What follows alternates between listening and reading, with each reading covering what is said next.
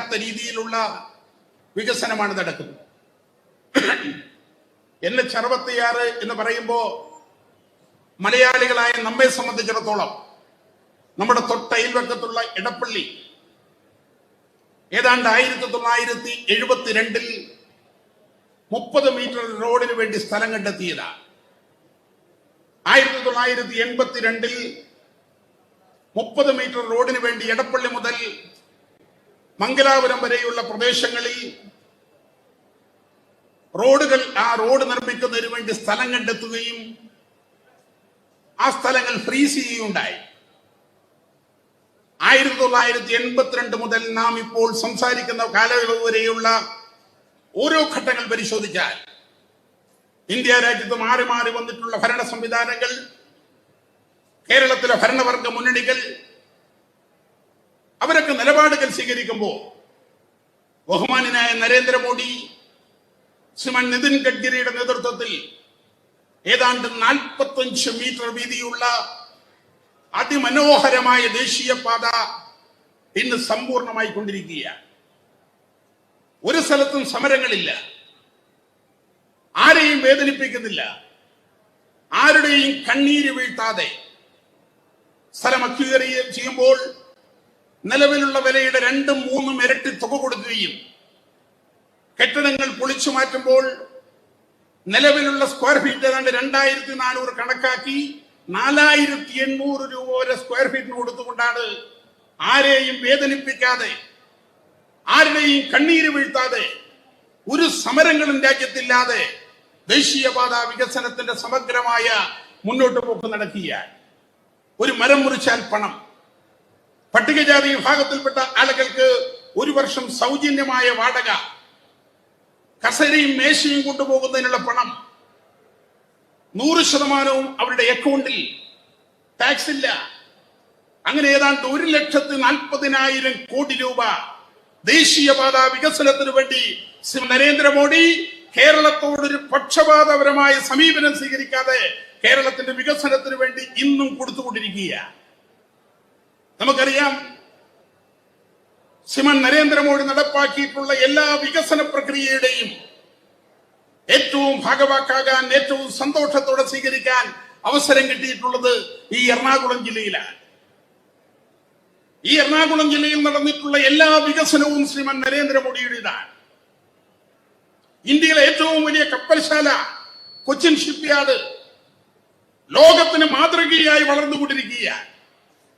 പ്രിയമുള്ളവരെ, ശ്രീമാൻ നരേന്ദ്രമോദി ഏതാണ്ട് 4 ഘട്ടങ്ങളിലായി കഴിഞ്ഞ 10 വർഷ കാലയളവിനുള്ളിൽ ഏതാണ്ട് 40,000 കോടി രൂപയാണ് കൊച്ചിൻ ഷിപ്പ്യാർഡിന്റെ വികസനത്തിന് വേണ്ടി കൊടുത്തത്.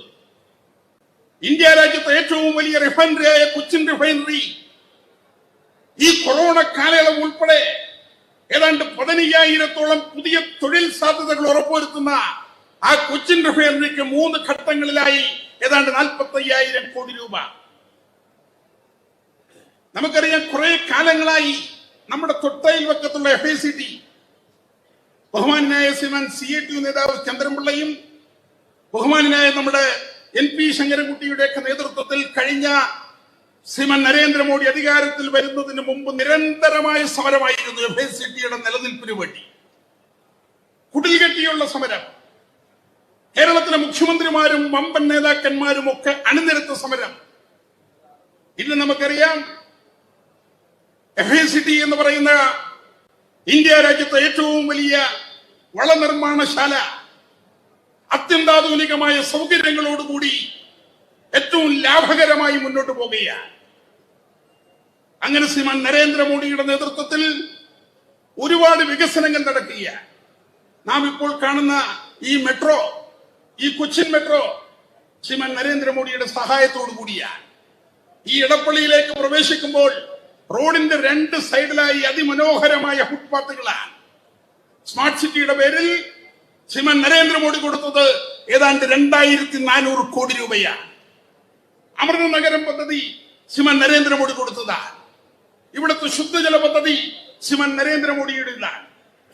നമ്മുടെ ഇവിടെ നടന്നിട്ടുള്ള എല്ലാ വികസന പ്രക്രിയയുടെയും ഏറ്റവും പ്രധാന അമരക്കാരൻ ശ്രീമാൻ നരേന്ദ്രമോദിയാണ്.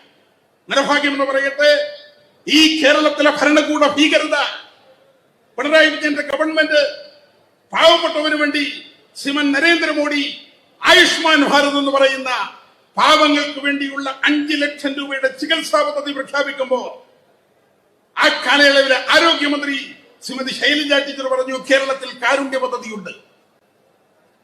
ഏതാണ്ട് 3 വർഷം നീട്ടിക്കൊണ്ടുപോയി. പാവപ്പെട്ട ആളുകൾക്ക് വേണ്ടി നിർധനരും നിരാലംബരും അവശ്യമായ ജനവിഭാഗത്തിനു വേണ്ടി പാവപ്പെട്ട ആളുകൾക്ക് വേണ്ടി നരേന്ദ്രമോദി പ്രഖ്യാപിച്ചിട്ടുള്ള ആയുഷ്മാൻ ഭാരത് എന്ന പദ്ധതി നീട്ടിക്കൊണ്ടുപോയി. ഇപ്പൊ ശ്രീമാൻ നരേന്ദ്രമോദി 70 വയസ്സ് പൂർത്തീകരിച്ച മുഴുവൻ ആളുകൾക്ക് സൗജന്യമായി കൊടുക്കുമ്പോ കേരളത്തിൽ നിർഭാഗ്യമെന്ന് പറയട്ടെ നടപ്പാക്കുന്നില്ല. ആരോഗ്യരംഗത്ത് അത്ഭുതകരമായ മാറ്റം ലോകം മുഴുവൻ ഉറ്റുനോക്കിയ ഇന്ത്യയുടെ പാർലമെന്റിൽ അവതരിപ്പിച്ചിട്ടുള്ള ആയുഷ്മാൻ ഭാരത് എന്ന പദ്ധതി കേരളത്തിൽ അട്ടിമറിക്കപ്പെടുകയാണ്. ശ്രീമാൻ നരേന്ദ്രമോദി കൊടുത്തിട്ടുള്ള ഈ പീഡിയത്തിനിടയിൽ അന്തി ഉറങ്ങുന്ന ആളുകൾ, കിടപ്പാടമില്ലാത്തവൻ, അന്തി ഉറങ്ങാൻ ഇടമില്ലാത്തവൻ, കീറപ്പായിൽ അന്തി ഉറങ്ങുന്നവൻ, അവന് വേണ്ടി വീട് വെച്ചു കൊടുക്കാൻ പ്രധാനമന്ത്രി ആവാസ് യോജന പ്രഖ്യാപിക്കുമ്പോ ഈ കേരളത്തിൽ അത് അട്ടിമറിച്ച് പേര് മാറ്റി ഇന്നും പാവങ്ങൾക്ക് വീടില്ല. പ്രധാനമന്ത്രി ആവാസ് യോജന ഈ കേരളത്തിൽ എല്ലാ ജനവിഭാഗങ്ങളെയും കബളിപ്പിച്ച് പറ്റിച്ച് അട്ടിമറിക്കപ്പെട്ടുകൊണ്ടിരിക്കുകയാണ്. ഈ സമയത്തും കേരളത്തോട് അനുഭാവപൂർണമായ സമീപനം സ്വീകരിക്കുകയാണ്. അതിമനോഹരമായ ട്രെയിനുകൾ. നമുക്കറിയാം, ഇവിടെ നിന്ന് എറണാകുളത്ത് നിന്ന് തിരുവനന്തപുരത്തേക്ക് വന്ദേ ഭാരത് വെറും 3 മണിക്കൂർ. മനോഹരമായ ട്രെയിൻ.